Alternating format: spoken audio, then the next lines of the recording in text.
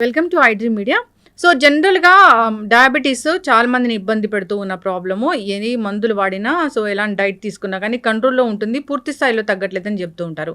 అయితే ఆయుర్వేదంలో వీటికి చాలా చక్కటి పరిష్కారం ఉంది, తగ్గించుకోవచ్చు, రివర్స్ చేసుకోవచ్చు.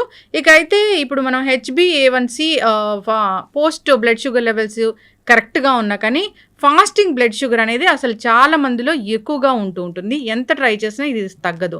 ఆయుర్వేద పరంగా అది అసలు దీన్ని ఏమంటారు, ఎందుకు ఎక్కువగా ఉంటుంది, ఎలా కరెక్ట్ చేసుకోవచ్చు, పూర్తి వివరాలు తెలుసుకుందాం. మనతో పాటు ఉన్నారు ప్రముఖ ఆయుర్వేద వైద్య నిపుణులు ప్రొఫెసర్ డాక్టర్ టి వేణుగోపాలరావు గారు from Ojas ayurvedic centre, Chikkadpally. Doctor గారు నమస్తే. ధన్వంతరియనమ్మా, నమస్కారం. డాక్టర్ గారు, అంటే డయాబెటీస్ అనేది అంత పూర్వమే ఉందా ఆయుర్వేదంలో చెప్పడానికి? మీకు ఒక విషయం చెప్తే ఆశ్చర్యపోతారమ్మా. డయాబెటీస్ ఇప్పుడు వచ్చింది కాదు, ఆయుర్వేదంలో పేరు మారింది. దీనికి పేరు మారింది తప్ప రోగం ఒకటే. ఆయుర్వేదంలో ప్రమేహ రోగం, ముఖ్యంగా మధుమేహం, అంటే 20 రకాల ప్రమేహాలని సరిగా ట్రీట్మెంట్ చేయకపోతే, అంటే సరైన సమయంలో ట్రీట్మెంట్ చేయకపోతే అది మధుమేహం కింద మారుతుందని ఆయుర్వేదంలో చెప్పారు. సో మనకి చరిత్రలో, మనకి పురాణాలలో కనుక చూస్తే ఒక రకంగా, అంటే ఇది ఒక వర్షన్ ఉంది, అది నిజమా కాదా నాకు కూడా తెలియదు. విఘ్నేశ్వరుడు, వినాయకుడు, the first person who detected as obese diabetes. So అందుకనే అతనికి బిల్వపత్రము, తర్వాత బిల్వపత్ర పూజ అనేది చేస్తుంటారు ఎక్కువ. తర్వాత దర్భ, గరిక. సో వీటన్నిట్లలో ప్రమేహాన్ని తగ్గించే గుణాలు ఉన్నాయన్నమాట. తర్వాత వెలగపండు, కపిత్త జంబూ ఫలసార భక్షితం, ఉమాసుతం శోక వినాశకరకం అన్నారు కదా. సో ఇక్కడ శోకము అంటే రోగం, అంటే శోకము అంటే మనకు దుఃఖం కాదు, మనకి రోగానికి ఒక పర్యాయ పదము శోకం అన్నమాట. సో ఆ పరంగా చూస్తే కపిత్త జంబూఫల సారభక్షితం, ఈ రెండింటిని ఎక్కువగా ఇష్టపడి తినేవాడు. ఎందుకు? జంబూఫలం అంటే నేరేడు పండు. రీసెంట్గా కూడా, అంటే మనకి దాదాపు ఒక 20 సంవత్సరాల నుండి కూడా సైంటిఫిక్గా మనకి నేరేడు పండు అనేది షుగర్ని తగ్గిస్తుందని చాలామందికి తెలుసు. తర్వాత కపిత్త, వెలగపండు గుజ్జు, తర్వాత వెలగపండు ఆకు రసంలో కూడా షుగర్ని తగ్గించే ఔషధ గుణాలు ఉన్నాయని రీసెంట్ రీసెర్చ్లు చాలా చెప్పినాయి. కానీ వాడుకలో తక్కువగా ఉంది. వాడుకలో ఎక్కువగా ఉన్నది ఏంటిది? జంబూఫలం, అంటే నేరేడు గింజల చూర్ణం అన్నమాట. ముఖ్యంగా ఇది డయాబెటీస్లో షుగర్ లెవెల్స్ ఎక్కువగా ఉండడంతో పాటు అతిమూత్రము అంటారు కదా. సో ఫ్రీక్వెంట్ యూరినేషన్ ఉండి షుగర్ లెవెల్స్ ఎక్కువగా ఉండే వాళ్ళలో నేరేడు గింజల యొక్క పొడి ప్రతిరోజు ఉదయం 1 టీ స్పూన్, మధ్యాహ్నం 1 టీ స్పూన్, రాత్రి 1 టీ స్పూన్, తినకంటే ఒక అర్ధగంట ముందు కనుక తీసుకుంటే అతిమూత్రం చాలా అద్భుతంగా తగ్గుతుంది. ఇది నేను చెప్పింది కాదు, ఇది అనుభవపూర్వకంగా మన పూర్వీకులు చెప్పింది, ప్లస్ మన గ్రంథాల్లో నిక్షిప్తం చేయబడింది. సో అంత అద్భుతమైనది. ఇంకొకటి నేరేడు, నేరేడు యొక్క ఈ గింజల చూర్ణమే కాకుండా దాని పట్ట, దాని యొక్క బెరడు పొడిని కూడా వాడతారు అన్నమాట కొంతమంది. సో ఆ బెరడు పొడి కూడా ఈ షుగర్ని కంట్రోల్ చేసే యాక్టివిటీ ఉంది. అందుకని ఏంటంటే మనకి చరిత్రలో, మనకి పురాణాలలో ఒబేస్ డయాబెటిక్ మన విఘ్నేశ్వరుడు అనమాట. సో మనకి పురాణాలు, అందుకనే మనకి ఎక్కువగా పూజలో వాడే 20 పత్రాలు అంటారు కదా. 20 పత్రాలు, మనకి 20 పత్ర పూజ మనకు వినాయక చవితి నాడు మనం చేస్తుంటాం. దాంట్లో అర్జున పత్రము, దతుర పత్రము, బిల్వ పత్రము, తర్వాత అర్కపత్రం అని, నిర్గుండి, వేప, ఇలాంటివన్నీ కూడా మనకు చెప్పారనమాట. సో ఇది పెద్ద టాపిక్, దానికి ఒక్కొక్క దానికి ఒక్కొక్క ఇంపార్టెన్స్, అది మనం తర్వాత చెప్పుకోవచ్చు. మనం ఎక్కువగా ఇప్పుడు చూడాల్సింది ఏంటంటే, మీరు అడిగారు కదా ఫాస్టింగ్ బ్లడ్ షుగర్ లెవెల్స్ ఎక్కువ ఉన్న వాళ్ళలో ఏం చేయాలి మరి కదా. సో అలోపతి పరంగా చూస్తే దీనికి రకరకాల కారణాలు వాళ్ళు చెప్తారు. ఎందుకంటే రాత్రిపూట ఎక్కువగా కార్బోహైడ్రేట్స్ ఎక్కువగా ఉండే ఆహార పదార్థాలు తీసుకోవడము, లేదంటే డాన్ ఫినామినా, తర్వాత సోమ్గాయ్ ఫినామినా అని 2 రకాలు చెప్పారు. అది డీటెయిల్గా నేను పోను వాటికి. కానీ ఆయుర్వేద పరంగా ఏం చెప్పారంటే ఒక రకమైన అజీర్ణము దీనికి కారణము అని ఆయుర్వేదంలో చెప్పారనమాట, ఫాస్టింగ్ బ్లడ్ షుగర్ లెవెల్ పెరగడానికి. ఓకే, మనకి ఆయుర్వేదంలో 4 రకాల అజీర్ణాలు చెప్పారు. అంటే డైజెషన్, అంటే మెటబాలిజంకి సంబంధించిన వ్యాధులని అజీర్ణ వ్యాధులు అంటారనమాట. సో దాంట్లో ఆమాజీర్ణము, విదగ్ధాజీర్ణము, విష్టబ్దాజీర్ణము, రసశేషాజీర్ణము అని చెప్పారనమాట. సో ఆమాజీర్ణం అనేది కఫ వ్యాధులకు, విదగ్ధాజీర్ణం అనేది పిత్త వ్యాధులకు, విష్టబ్దాజీర్ణం అనేది వాత వ్యాధులకి మూల కారణంగా ఉంటుంది. సో 4వది రసశేష అజీర్ణం అనమాట. ఈ రసశేష అజీర్ణం అనేది ఫాస్టింగ్ బ్లడ్ షుగర్ లెవెల్స్ పెరగడానికి ఒక రకమైన కారణం. సో ఇది ఆయుర్వేద గ్రంథాల్లో చెప్పినప్పటికీ అది ఒక అంటే పూర్తిగా దాన్ని వివరంగా చెప్పలేదన్నమాట, ఒక సంక్షిప్తంగా చెప్పారు. దాన్ని డీకోడ్ చేయాల్సిన అవసరం ఉంటుంది. సో మా ఎక్స్పీరియన్స్లో మా ఒక టీమ్ ఆఫ్ ఆయుర్వేదిక్ డాక్టర్స్, ఒక సీనియర్ డాక్టర్స్ దీన్ని డీకోడ్ చేసినప్పుడు మనకు అర్థమైందనమాట. సో వేల మంది, దాదాపు రోజుకి ఒక 100 నుంచి 150 మంది డయాబెటిక్ పేషెంట్ని చూసే ఆయుర్వేద వైద్యులు ఉన్నారు మా టీంలో. సో వాళ్ళందరి యొక్క అనుభవంతో, ఏండ్ల తరబడి ఉన్న అనుభవంతో, వాళ్ళకున్న హిస్టరీని మనం పూర్తిగా దాన్ని మనము అనలైజ్ చేసినప్పుడు అర్థమైంది ఏంటంటే వాళ్ళందరిలో కామన్గా కనబడే, అంటే ఫాస్టింగ్ బ్లడ్ షుగర్ లెవెల్స్ ఎక్కువగా ఉండే పేషెంట్స్లో కామన్గా కనబడే ఒక ప్రాబ్లము అజీర్ణం. దాంట్లో ఒకటి రసశేషాజీర్ణం. సో ఈ రసశేషాజీర్ణాన్ని కరెక్షన్ చేసినప్పుడు మనము ఫాస్టింగ్ బ్లడ్ షుగర్ లెవెల్స్కి అడిషనల్గా షుగర్ను తగ్గించాల్సిన మందులు వాడే అవసరం లేకుండానే కేవలం మనకి ఇండైరెక్ట్గా ఈ అజీర్ణం తగ్గిస్తే ఆటోమేటిక్గా తగ్గిపోతుంది. సో ఇది ఆయుర్వేదంలో ఉన్న ఒక అద్భుతమైన విశేషం అన్నమాట. ఎస్. సో మనకి రసశేషాజీర్ణం అనేది ఫాస్టింగ్ బ్లడ్ షుగర్ లెవెల్స్ పెరగడానికి నార్మల్గా ఎంత మందులు వాడినా కానీ, ఎంత ప్రయత్నాలు చేసినా కానీ, అది ఆహారం ద్వారా కానీ, మందుల ద్వారా కానీ, ఎక్సర్సైజ్ ద్వారా కానీ ఎన్ని ప్రయత్నాలు చేసినా కానీ తగ్గదు. డాక్టర్లకే ఇంకా విసుగెత్తుతుంది అనమాట, ఏం చేయాలో అర్థం కాదు. చాలామంది నేను చూశాను. సో వాళ్ళ దగ్గర నుంచి ఎటువంటి రెస్పాన్స్ రాక ఆయుర్వేదానికి వచ్చే పేషెంట్స్ చాలామంది ఉంటారు. సార్ మాకు అంతా బాగానే ఉంది, మేము మందులు వాడుతున్నాం, పోస్ట్ లంచ్ బాగానే ఉంది, ఇంకా అన్ని బాగానే ఉంటాయి, కానీ ఫాస్టింగ్ బ్లడ్ షుగర్స్ తగ్గకపోవడం వల్ల మాకు దాని యొక్క దుష్ప్రభావాలు కనబడుతున్నాయి సార్. కొంతమందికి 160, 170 వరకు ఉంటాయి.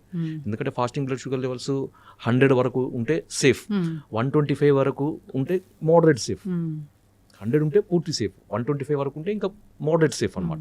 అది దాటిందంటే ఏంటంటే ఇంకా సేఫ్లో ఉన్నట్టు కాదు. మనం పోస్ట్ లంచ్ ఎంత నార్మల్ ఉన్నప్పటికీ మనకి ఫాస్టింగ్ కూడా అంతే నార్మల్ ఉండాలన్నమాట. కొంతమందికి 170, 180, 200 ఉండే వాళ్ళని కూడా చూసాం. అలాంటి వాళ్ళకి ఈ అజీర్ణానికి ఇచ్చే ట్రీట్మెంట్ వల్ల మనకి అద్భుతమైన ఫలితాలు.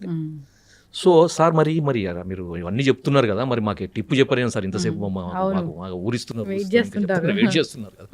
అంటే ఏం లేదమ్మా, దీనికి ఏం చేయండి అంటే దీన్ని పెప్పర్ మిల్క్ అంటారు. పెప్పర్ మిల్క్ మీకు ఈజీ అర్థం కావడానికి, మిరియాల పాలు. అరే మిరియాల పాలా సార్, ఏంటి మీరు అది ఏం చెప్తున్నారు సార్, ఏంటిది? అందరికీ తెలుసు మిరియాల పాలు అంటే పాలలో మిరియాలు వేసుకుని తాగడం, మిరియాల పొడి వేసుకుని తాగడం సార్. కానీ దానికి ఒక పద్ధతి ఉంటుంది కదా. మామూలుగా ఏదో దగ్గు వచ్చింది, జలుబు వచ్చింది, మిరియాలలో వేసుకుంటా, అది కాదు. మీరు ఏం చేయాలంటే ముందుగా మార్కెట్ నుంచి మిరియాలు తీసుకురండి. ఎందుకంటే దాన్ని మిరియాలని శుద్ధి చేయాలి. శుద్ధి చేయకుండా మందులకు వాడుకోవద్దు. మీరు వంటలలో వాడుకొని మీ ఇష్టం, పర్వాలేదు. కానీ మందులకు వాడేటప్పుడు, అంటే దీని కొరకు వాడుకునేటప్పుడు శుద్ధి చేయాలన్నమాట. శుద్ధి ఎందుకంటే 2 రకాల కారణాలు.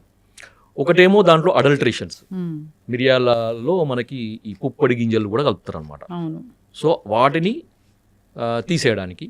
రెండవది ఆ మిరియాలలో ఉండే తీక్ష్ణత్వం అంటారు అన్నమాట. అది దాంట్లో ఒక ఎనర్జీ, హై ఎనర్జీని మనకి నార్మలైజ్ చేయడానికి.